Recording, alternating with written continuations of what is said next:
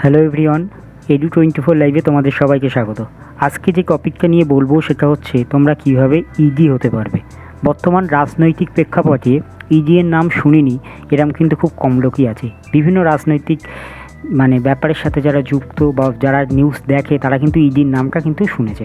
তো বড় বড় রকম বিভিন্ন রকমের আর্থিক গরমিল এবং এছাড়া যে সমস্ত মানুষের টাকার আয়ের ব্যয়ের কোনো নথি পাওয়া যায় না এবং বিদেশে বিভিন্ন প্রকার টাকা যারা চালান করে বা কোনো টাকা নিয়ে বিদেশে পালিয়ে গেছে, তো এই সব ঘটনা যারা পর্যবেক্ষণ করে তার নামই কিন্তু ইডি। এই ইডির ফুল ফর্ম হচ্ছে এনফোর্সমেন্ট ডিরেক্টরেট। তো ইডি সম্পর্কে কিন্তু আজকের ভিডিওটাতে ইন ডিটেলস আলোচনা করা হবে। তো দেখো, আজকে যে টপিকগুলো নিয়ে আলোচনা করা হবে তার মধ্যে প্রথম হচ্ছে কিভাবে ইডি হওয়া যায় এবং এই ইডির নিয়োগ কারা করে, এই নিয়ে কিন্তু প্রথম টপিকে আলোচনা করা হবে। তারপরে দেখো এই ইডি হতে গেলে কি যোগ্যতা লাগবে সেটা নিয়ে বলবো। তারপরে দেখো পরীক্ষা পদ্ধতি কী আছে, ইডি হতে গেলে তোমার পরীক্ষা পদ্ধতি কী আছে, সিলেবাস কী আছে এই নিয়ে বলবো। তারপরে বয়স এজ লিমিট তোমার কী আছে এই নিয়ে কিন্তু ইন ডিটেলস বলবো।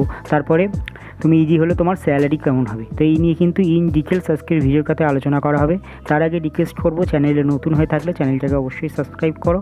তো চলো বেশি দেরি না করে শুরু করা যাক। তো প্রথম টপিক হচ্ছে কিভাবে ইডি হওয়া যায়।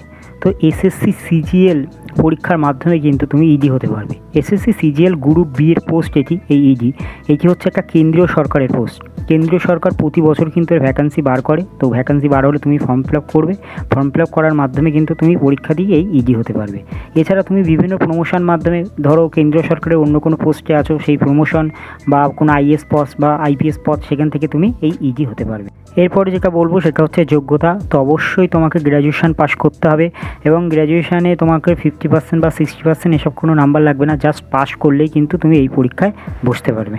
এরপরে বলবো পরীক্ষা পদ্ধতি ও সিলেবাস কী আছে। তো এই পরীক্ষা কিন্তু কম্পিউটার বেসড তোমাদের পরীক্ষা হবে এবং 3টি ধাপে কিন্তু তোমাদের এই পরীক্ষা হবে। টায়ার 1, টায়ার 2, টায়ার 3 এরকম 3টি ধাপে কিন্তু তোমাদের এই পরীক্ষা হবে। তো প্রথমে তোমাদের টায়ার 1 সিলেবাস তোমরা দেখে নাও। টায়ার 1-এ তোমাদের যে পরীক্ষা দিতে হবে, যেখানে রিজনিং থেকে তোমাদের 25টা কোশ্চেন আসবে, জেনারেল অ্যাওয়ারনেস থেকে 25টা কোশ্চেন আসবে, ম্যাথ থেকে 25টা কোশ্চেন, ইংলিশ থেকে কিন্তু তোমাদের 25টা কোশ্চেন, টোটাল 100টা কিন্তু তোমাদের কোশ্চেন আসবে। এই 100টা কোশ্চেন, প্রতিটা কোশ্চেনের মান কিন্তু 2 করে, সুতরাং তোমাদের 200 নম্বরের পরীক্ষা দিতে হবে। টোটাল টাইম থাকবে তোমাদের 60 মিনিট।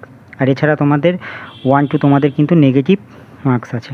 টায়ার 1 কোয়ালিফাই করলে কিন্তু তোমাদের টায়ার 2-এ যেতে হবে।